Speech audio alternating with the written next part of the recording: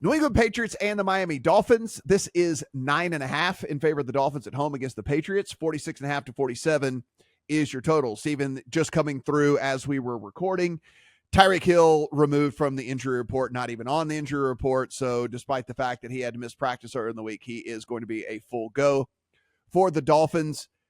I am not putting a ton of stock in what I saw last week out of the Patriots. That said, I think I can't be completely blind to the fact that they were able to find some success against a Bills defense that we saw this past week can still stifle bad teams. I mean, we saw them completely shut down the Bucs, which is a bad team, and somehow the Patriots were able to find some success against them. That being said, like I've said all year long, this Dolphins team against bad teams, they just truck bad teams. Like they're going to struggle against good teams from time to time, but man, they just truck bad teams. I put the Patriots in the bad team category.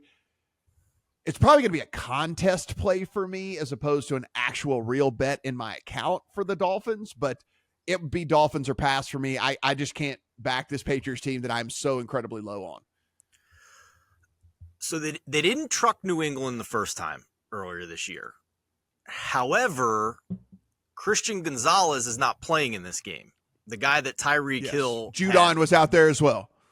Yes, the two most important pieces on that defense, one could argue. So the guy that Tyreek was giving high praise to is not playing this time around.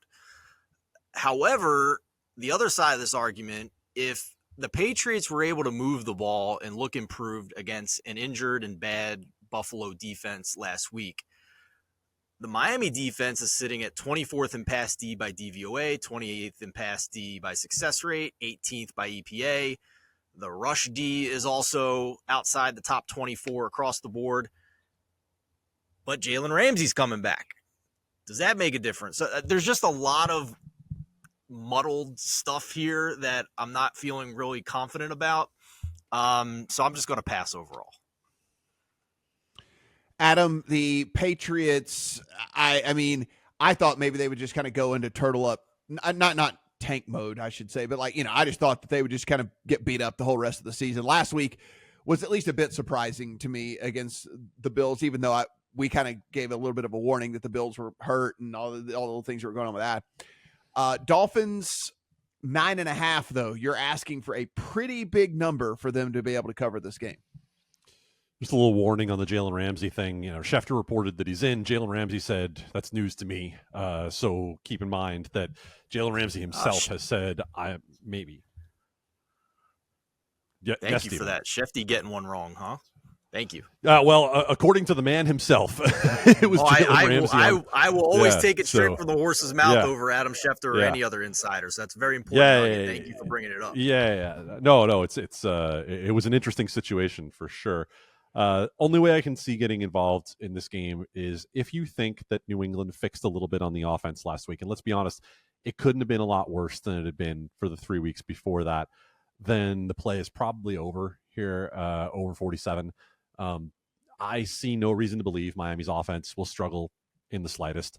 New England continues to be a team that plays a lot of man coverage, and there's just one thing you really don't want to be doing against Tua Tagovailoa and this group of receivers, and it's playing a lot of man coverage without the pieces to play man coverage. The other part of the equation here is that if you look at what Bill O'Brien did for Mac Jones last week, he adjusted the offense. He threw a lot shorter.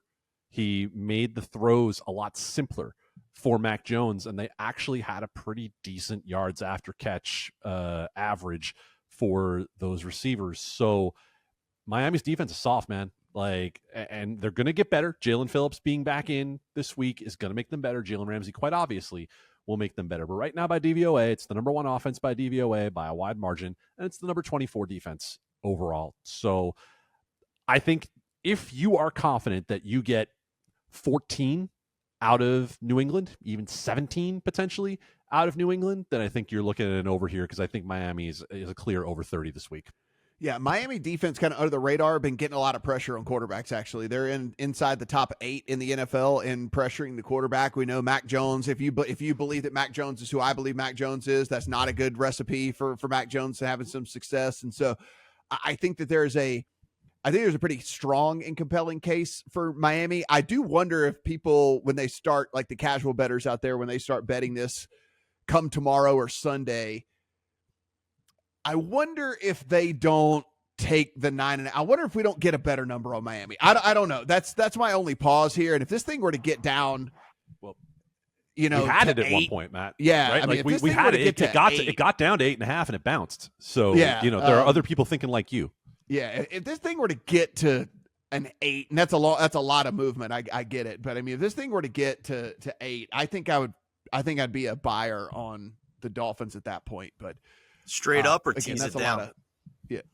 That's a lot of. Well, it's true. I mean, that'd be a great. If this gets into teaser range, you take it and you run, because the teaser leg of the damn decade is coming up later in this show. Yes. Well, I hope so, because I have 5 teasers in my account this week. We haven't gotten any of the games yet, but I have 5 teasers in my account this week.